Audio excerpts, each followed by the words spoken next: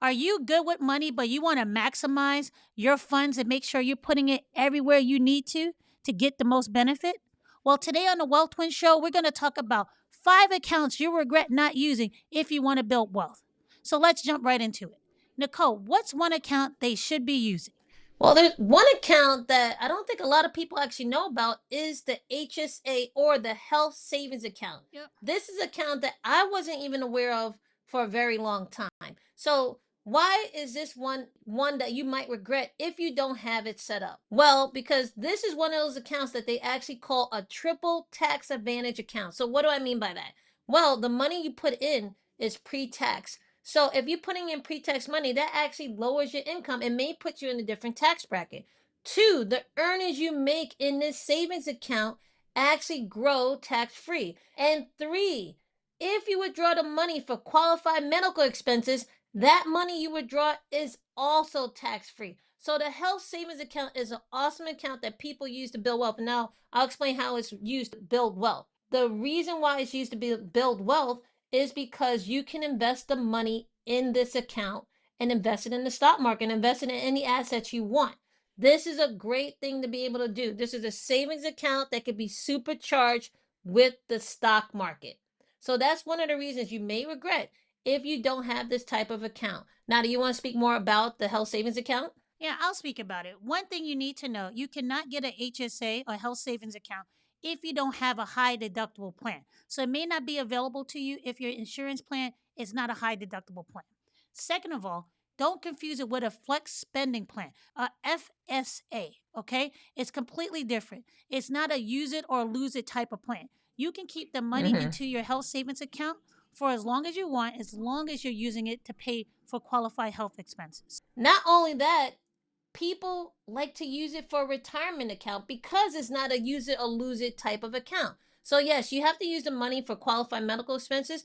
But once you reach the age of 65, guess what? You can take that money out and use it for anything you want. You will have to pay income tax on it, True. but that can be seen as another account that you can use for retirement purposes. So, the HSA is a great account that you might regret if you look more into it. It could be a beneficial account for you to get if you're definitely wondering where can you put your money to maximize your ways to build wealth. So, Nadia, what's another account? I guess another account I would say that you should be using if you're looking to maximize your funds should be a taxable brokerage account.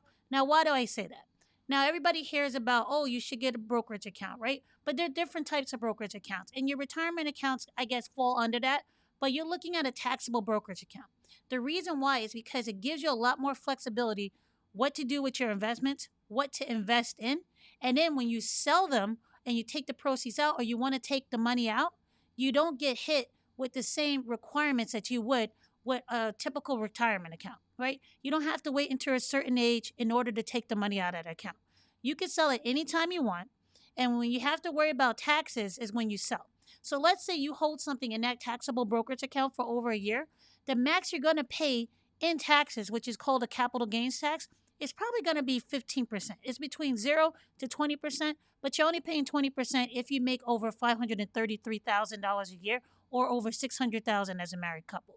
Most people only pay 15% in capital gains tax when they sell something that they've been holding for over a year.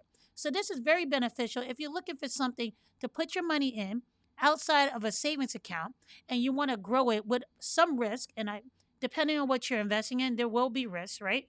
That will help you increase your savings. Plus, you get more options to invest in them without the stipulations on where you can take it out and do what you want with that money. Yeah, I mean, we love taxable brokerage accounts on this channel, right? Both of you and I have them, and we're using it to Yep. grow our wealth, right? Because there are limitations to how much you can actually contribute to your retirement accounts on a yearly basis, which is not the case when it comes to these taxable brokerage accounts. And also, you have access to so many different things that you will probably not have access in when it comes to your job retirement account. You can invest in almost anything that you want, depending on the brokerage that you're using. We're talking about ETFs, we're talking about index funds, we're talking about single stocks, anything you want, even other assets like REITs. You can do that all in your taxable brokerage account, and you can basically use it as a supercharged account to grow your savings. So there's definitely a taxable brokerage account is one that we definitely recommend people use if they're serious about building wealth. And on this channel, we talk about three main ones that we like, and it's because of the customer service, the ease of access in terms of how to use their platforms, and also the quality of the things that you can actually buy on those platforms. And those are Fidelity Investments, Charles Schwab, and also Vanguard. So those are the ones that we usually talk about on this channel. So we don't work for any of them. Those are the ones we talk about. So make sure you watch those videos we have on those too. So if we're Yeah. going into another account, Nicole, what's an account they should use if they don't want to regret not using it later on? Now, I know this one might seem simple, and it's not related to actually the stock market. It is a high yield savings account, Yep. aka HYSA, right? So, with that, a lot of people put their money in banks, and we know that, especially those that might not be, that comfortable when investing. But it doesn't mean that you're probably using the best bank for your money to save. Not all banks are created equal. If you're using one of the bigger banks, you're probably not making that much money on your savings, right? You're probably making around maybe 0.1%, but you have the convenience of having that bank maybe near you, and maybe you can go in and talk to the bank, and maybe you have like checks, right? But if you're concerned that not only you want the bank to not only protect your money, but you want to get some little bit of growth, that you may not need to go into a CD or something where you have to keep your money in for a long time, but you can still have that ease of access of taking your money in and out, then you want to look into a high yield savings account. Now, most of these companies, these banks, they're going to be maybe online, right? So you're not going to have the convenience of walking in and out of a bank, but you're going to get a higher APR than you would at the national level when it comes to savings rates in America. So if you're really concerned about where should you place your money until you're ready to invest, and where you can actually get more for your money while leaving it into a savings bank or a savings account, then you need to look at high yield savings accounts that are available at a lot of different banks. Well, I would say this: if you're still keeping your money in a regular savings account, just take a look at your statements and find out how much interest the bank is paying you on your money, right? You will be appalled at how little it is. So go out and Now he find a said high yield. appalled. Exactly. Go out and find a high yield savings account that is convenient for you, that has no fees and no minimum deposit required, and look to see if it's right for you and move your money into that account instead of having it sit in an account that's making you basically zero on your money, right? You bring up a good point. I didn't mention fees. A lot of these banks that are paying you higher than average when it comes to your savings rate, they're also knocking away a lot of the traditional Exactly. fees that these big banks have. So you're winning both ways. You're getting a higher rate of return on your money, and you're also lowering your fees. Like, they're not going to charge you a fee. A lot of them not going to charge you a fee when you have a minimum balance, because they don't have a minimum balance, right? Exactly. They're not going to charge you some of these maintenance fees, because they say this is the way we're going to get customers in. And if they're going to do that, and they're really focusing on how can we capture the customers and actually make it valuable for these customers, then you definitely need to look at high yield savings accounts. Now, in regards to high yield savings accounts, I'm going to give you an extra bonus one. Look into having a high yield checking account too. So, most Mm. likely, you're going to have a checking account and a savings account, right? But there's no point of having a checking account that is also not giving you a high interest rate. There's not many of them, but you can find high yield checking accounts, right? There are some accounts right now that are paying 4.5 to 4.75%, just like these high yield savings accounts. So you're going to have most of them to do your everyday banking anyway. So look for a high yield one too. I think there's a lot of them that do not have a required minimum deposit either, and they come with check writing abilities. So if you have a high yield savings account and a high yield checking account, hey, it's doing a lot more for you than not getting any money on the money you have sitting in the bank, no matter how often you use it. Okay. And when it comes to a checking account, there's no how many times you can have transactions going in and out of it. That's different when it comes to a savings account. There is a limit on how many transactions you can do per month. Yeah, I mean, if you can, the best thing is to find an account where you can link your checking and your savings as well. So Yep, you have the convenience of moving money having back and both. forth. So with that, now, and also let's just make sure the rates do change from time to time. They So do. make sure you shop, right? And realize that you can get better rates from one to the next in maybe different times of the year. So just keep shopping around and find the one that not only has the best rate, but also has the best features that are going to be convenient and better for you. Now, if I was looking at another account, the next one I would say would be to have a Roth IRA. Okay. Now, why do I say that? If the Roth IRA did not have a contribution limit, it would be the only account I would be investing my money in. Okay. You invest post tax dollars, but the money in there grows tax free. This is fantastic. It's so fantastic that the government put a limit on how much you can contribute to it every year. Okay. This is a great account because it allows your money that you already pay taxes on and you know what taxes you paid. But now that money gets to grow tax free in your investment account and you can take it out without having to pay taxes on it. This is a great account. And the reason, like I said, if there wasn't a contribution limit on this would be the account that I would be putting all my money in. This is better, in my opinion, than an IRA because you get the same options of investments that you can invest in. But because it's done with post tax dollars, I already paid that tax up front and I have no clue what taxes are going to be in the future.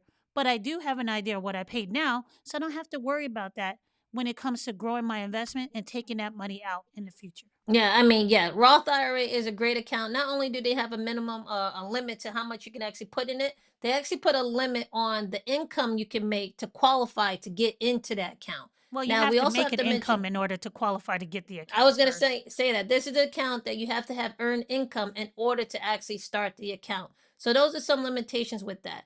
What I also like about the Roth IRA is that it doesn't have what other retirement accounts have, which is a required minimum distribution. So the government forces you after at the age of 73 to start taking money out of your retirement accounts, right? So even if you don't want to or not.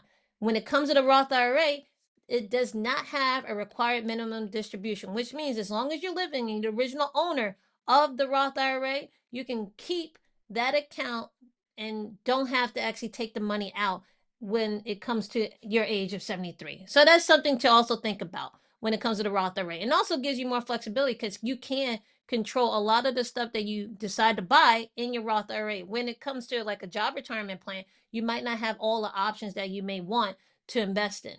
Okay. So I do have to also say, I know a lot of people have heard Roth IRA and they actually open up one, but we do know a lot of times, even the comments that we get on these videos, is that people are not investing the money that they're putting in a Roth IRA. So you have to actually, once you put money into the account, because you opened it, you then have to take the next step of actually investing the money. If you don't, you're just simply letting that money sit there and you may not be getting any interest or any growth at all on that money. So if you open up a Roth IRA and you have the ability to open up a Roth IRA, make sure you take the second step of investing that money. Yeah, just to bring that point home a little further, any account other than your savings and your checking account, any investment account, just putting money in is just the first step. You have to choose your investments in order to see where that money is going to be invested in. So there's two Mm-hmm. steps, pick or three steps. Pick an account, put the money in there, and then use that money to buy investments. Don't miss those key steps, okay? That's why I want to Yeah. make sure because we've seen it happen too many times to people, okay? Well, not only that, if you are afraid to invest or you don't know how to invest and it's just new to you that you just learned that you have to do more than just open up these accounts, then I invite you to join our Wealth Pack newsletter because we talk about how you Yep. can invest, but we also have courses available that we only share with our Wealth Pack when we actually show you how to invest on your own in an easy, simple way that you can actually control and be confident in what you're buying and why you're buying it. So if you're interested in that, join the Well Pack. The link is in the description below. So, Nicole, what's another account they should be having that they'll regret not having if they don't start today? I think the next account, the number 5 account would have to be, I know it sounds simple, but it's still a great account, would be your jobs retirement account. I'm talking Mm. like the 401k, the 403bs. As long as your job is matching it, make sure you are investing first that you're in that account, right?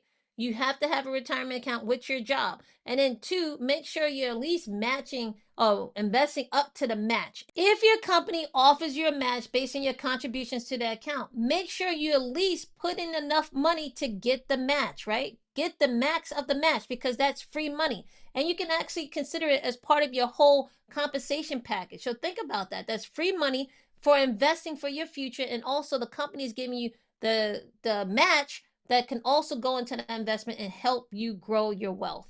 It's free money, guys. The money is tax deferred that is invested in that account, and the money that you're putting in, it's pre taxes. Okay. So it's going to help you out. So make sure you're investing at least up to the match when it comes to your job retirement accounts. Now, if you're a person who works for themselves, say you're a freelancer or you're a gig worker or you have an LLC or something, and you're like your only employee, maybe you want to look into a solo 401k. This is a 401k that you can set up for yourself. It takes a little more time to set up than an SEP, but you have a higher contribution limit than you have for SEP, or if you had as a 401k working for an employer. I think right now you're able to contribute up to, I think it's $69,000 a year, as and it's broken up. You can contribute part of it as an employee and part of it as the employer, right? So you're getting a lot more benefit if you put it into a solo 401k, because now you're able to contribute more and you're not locked into a minimal amount of investments. You have a wide range of investments that you can put your money in. So this is something that can help out people who work for themselves and they're looking to build their retirement savings too. This is a great thing. So if you do fall into that category, try looking into a solo 401k. It might be beneficial for you too. Now, we've gone over some accounts that you might not have known. It's because it's not widely talked about, because mainly, I guess, money is a taboo subject. But Nadia and I, the Well Twin Show, we're trying to break the stigma about Yep. talking about money and actually give you information that's going to help you build wealth. That's what it's all about: financial literacy, building wealth, and investing. So take advantage of the information, not just listen to it, but also execute on it. And with that, if you like this video and you like the channel, make sure you subscribe, like the video, and share it with someone you care about. And make sure you hit that bell because we're making videos weekly and we don't want you to miss out. We'll see you in the next video.